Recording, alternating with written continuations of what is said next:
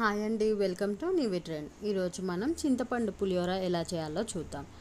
దానికి ఫస్ట్ మనం ప్యాన్ పెట్టుకొని ఆయిల్ వేసుకోవాలి. పులిహోర అంటే ఆయిల్ కొంచెం ఎక్కువ ఉంటేనే బాగుంటుందండి, రైస్కి మొత్తం కలవాలి కదా, సో ఆయిల్ ఎక్కువ వేసుకోవాలి. ఇప్పుడు అందులో జీలకర్ర ఆవాలు వేసుకోవాలి. దాని తర్వాత పచ్చిమిర్చి ఒక 10 వేసుకోండి. దాని తర్వాత మనం కర్రీ లీవ్స్ వేసుకొని పల్లీలు శనగపప్పు వేసుకోవాలి. పల్లీలు ఒక గుప్పెడు వేసుకోవాలి, శనగపప్పు ఒక స్పూన్ వేసుకొని బాగా మిక్స్ చేసుకోవాలి. దాని తర్వాత మనం ఎండుమిర్చి వేసుకుంటున్నామండి. ఎండుమిర్చి కూడా ఒక 8 అలా వేసుకోవాలి, అప్పుడైతేనే కొంచెం స్పైసీగా అవుతుంది.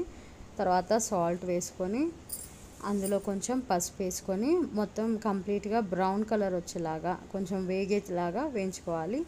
దాని తర్వాత ఇది పక్కకు తీసేసి వేరే ప్యాన్లో, ఇప్పుడు అదే ప్యాన్లో మనం చింతపండు రసం ఒక నిమ్మకాయ సైజ్ అంత చింతపండు తీసుకొని అది చిక్కగా పిండి అది వేసుకున్నామండి. దాంట్లో మనం సాల్ట్ పసుపు వేసుకొని అది బాగా బాయిల్ అయ్యేదాకా వెయిట్ చేయాలి.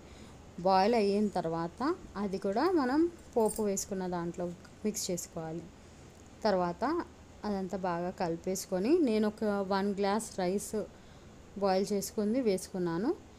అది వేసుకొని బాగా మిక్స్ చేసుకోండి. మీకు ఒకవేళ టేస్ట్ సాల్ట్ కానీ చింతపండు రసం కానీ పులుపు తగ్గింది అనిపిస్తే కొంచెం యాడ్ చేసుకోండి. అంతే అండి, చింతపండు పులిహోర రెడీ. Thanks for watching.